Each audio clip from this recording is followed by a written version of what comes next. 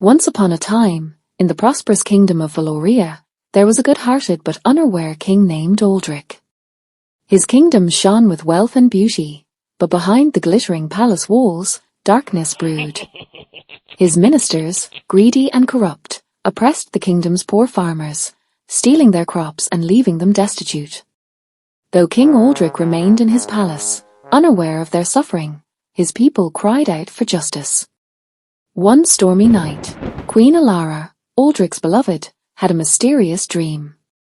In her dream, a soft and wise voice called to her, saying, "Travel to the enchanted forest of Valia. There, a saint awaits who can grant you your deepest desire, to be a mother." With hope in her heart, Queen Alara wasted no time. The very next morning, she set out on a journey to find the saint. After days of travel through thick forests and magical rivers, she finally arrived at the saint's place, hidden deep in the woods. She knelt before the wise saint and poured out her heart. "I long to be a mother, to hold a child of my own." The saint, with kind eyes, smiled warmly. "You will have a child, but remember, a pure heart can give life even where there seems to be none." With his blessing, the queen returned to the palace, her heart filled with hope. Days later, Queen Alara gave birth, not to a child, but to a small, intricately made puppet. King Aldrich was shocked. Though the puppet was finely crafted, it was not the child they had longed for. Bewildered and upset, Aldrich tried to comfort the queen, but neither of them could understand the strange blessing. That night, as the kingdom slept, a cunning thief named Joran crept into the palace. He had come in search of treasures to steal. Among the jewels and gold he took was the small, intricately made puppet, which he thought he could sell for a few coins. Little did he know, this puppet held a magic far beyond any treasure. The next morning, Joran returned to his humble cottage, where his wife, Hara, waited for him.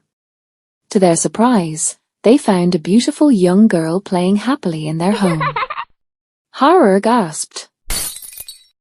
"Who is she? Where did she come from?" Joran, equally stunned, could only reply, "I stole some jewels, a few coins, and a puppet." They rushed to check the stolen goods, but the puppet was gone. The couple realized that the puppet had transformed into the little girl. Though they were poor, Joran and Hara had always longed for a child. They decided to keep the girl as their own, naming her Dollar. Despite their difficult lives, they loved her with all their hearts. And though they feared someone might come looking for her, Dollar brought joy into their home. Meanwhile, in the palace, King Aldrich and Queen Alara were heartbroken. The puppet had disappeared without a trace. Desperate for answers, Queen Alara returned to the saint in the enchanted forest. She begged for his help. "Where is my daughter?" The saint, wise and calm, used his mystical powers to reveal the truth.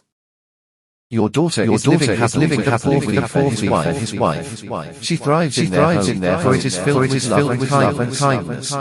"How can my daughter live in the home of a thief?"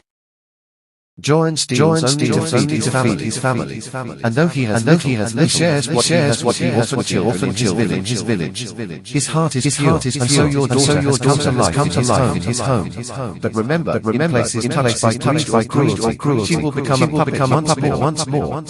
Though Queen Alara was moved by the saint's words, she was determined to bring her daughter back. She returned to Valia and, without hesitation, had Joran arrested, taking Dollar back to the palace.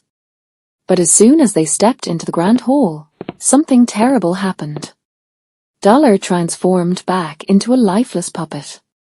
The queen's joy turned to sorrow, and King Aldrich, his ministers, and the court were left in shock. Queen Alara tearfully explained the saint's prophecy. At first, King Aldrich refused to believe it, but in desperation, he took the puppet outside the palace grounds. To his amazement, the puppet transformed back into the lively, beautiful Dollar.